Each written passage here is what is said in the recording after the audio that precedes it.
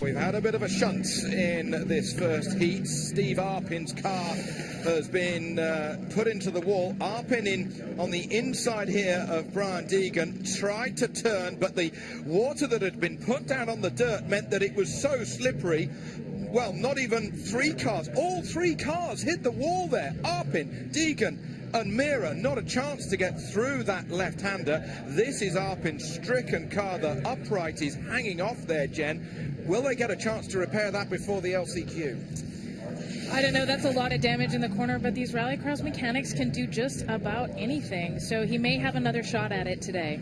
Well, let's keep our fingers crossed for Arpin that he has an opportunity to get back here on this half-mile racetrack. It's now a fresh start for this first heat of four. Brian Deegan, Sverre Isaksson, Dave Mira, one Fiesta versus the two Subarus of Isaksson and Mira. Under starters' orders, the top two will automatically progress to the final. And now we're racing again. Look at the start from Isaksson. Oh, they get squeezed. The two Subarus make a full Fiesta sandwich. Yeah, those two cars just came together and there was nowhere for Deegan to get a nose in. He's still going to try. Unusual starting position for him. He by rights had first choice as the #1 qualifier, and he chose to start somewhere other than the #1 inside starting position. Might not have been the best move for him, but he does have more power than either of these two Subarus, and there are passing opportunities on this course.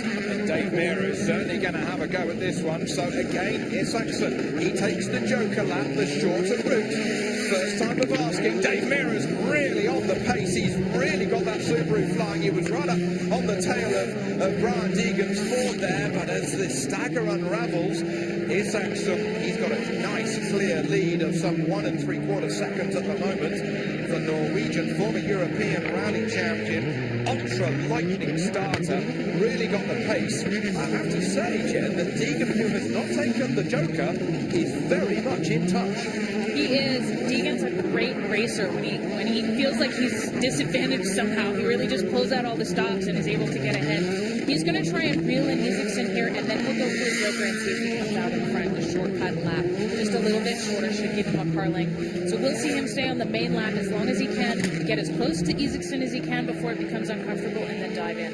Great turn one that we've got here at Irwindale. Really loads up the rear right of the car around the 180-degree left-hander, then another tighter 180 left that brings them onto this dirt. A lot of stones here, and then as you can see the difference in the colour between the two dirt surfaces onto the sort of more rusty coloured dirt. That can be very slippery, as we saw in the first heat that was red flagged and indeed cancelled.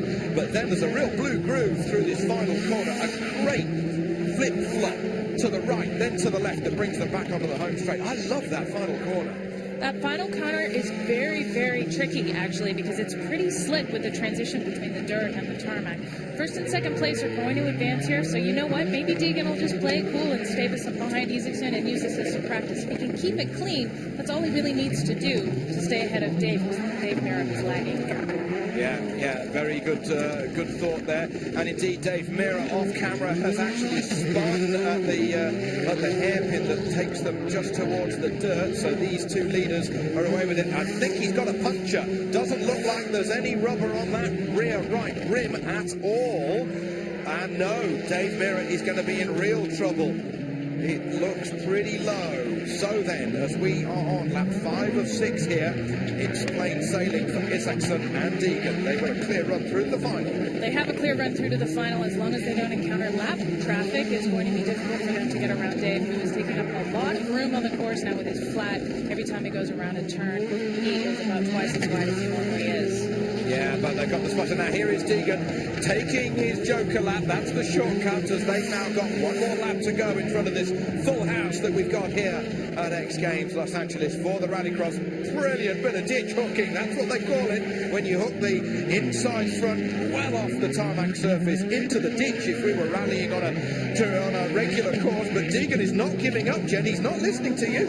No, he's driving hard and he's braking late. We're seeing smoke come off his wheels as he locks them up. That's not what he needs to be doing right now. He will advance if he finishes in the #2 position. Okay, then last couple of corners to go. Isaksson's got this one in the bag.